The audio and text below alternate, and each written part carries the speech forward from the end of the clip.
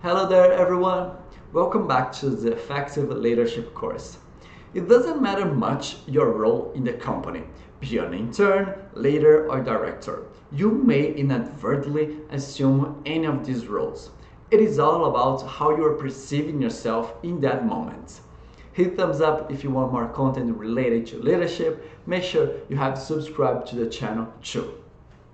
Just to give a quick example, I already played the role of a hero when an intern of mine came to tell me about how rude a person had been. Then I went to that person and asked, "Why were you so rude to him?" I also played the victim when I complained about one of them to my boss, as if it was a reason why my results were not that good. Then my boss, assuming the role of the savior, goes to that person to ask the reason for that. Did you notice? The drama triangle happens in many ways. We constantly see this triangle in couples, friendships, and work relationships. This structure is also present in fairy tales and film stories very clearly. The villain is clearly a villain and the good guy is clearly shown as the good guy.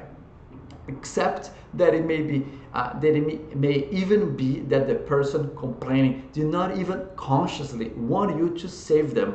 They were just venting.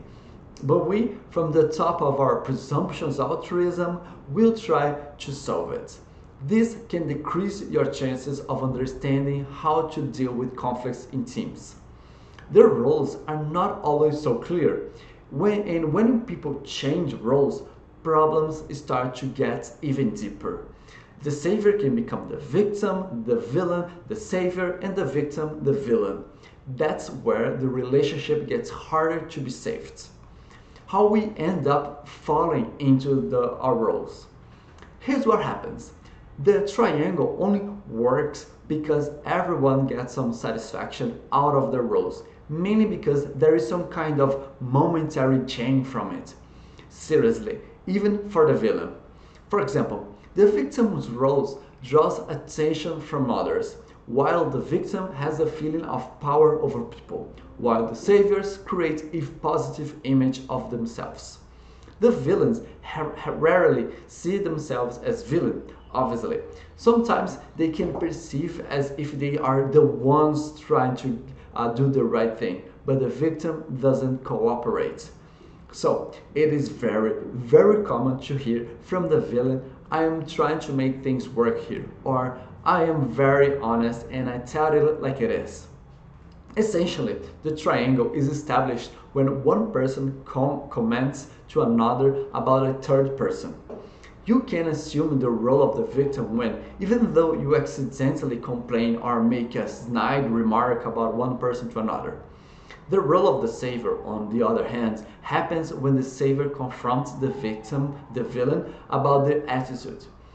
The villain's role is only created when there is a victim and a savior trying to claim for justice.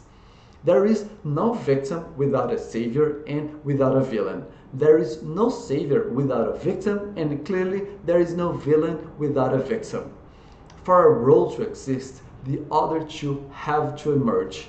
This makes it easier to learn how to break this cycle, or how to prevent it from being created in the first place.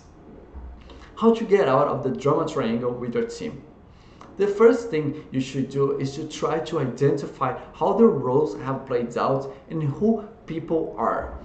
Of course, it's worth mentioning that I'm not here giving advice as a psychologist or therapist.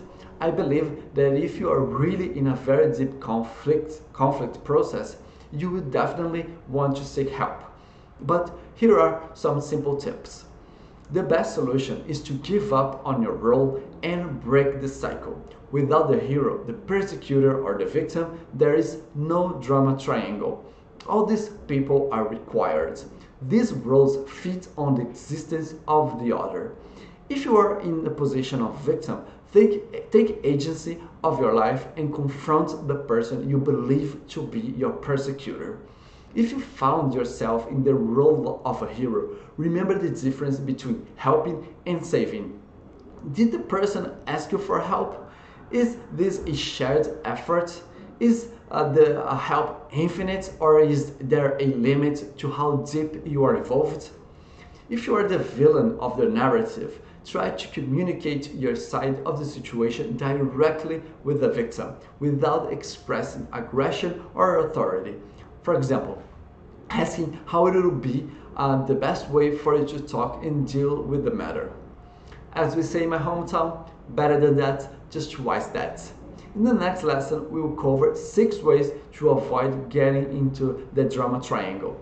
Make sure you are subscribed to my channel to follow the lessons, like this content if you think it has helped you, and share it with your colleagues and coworkers. Always look both ways. See you in the future.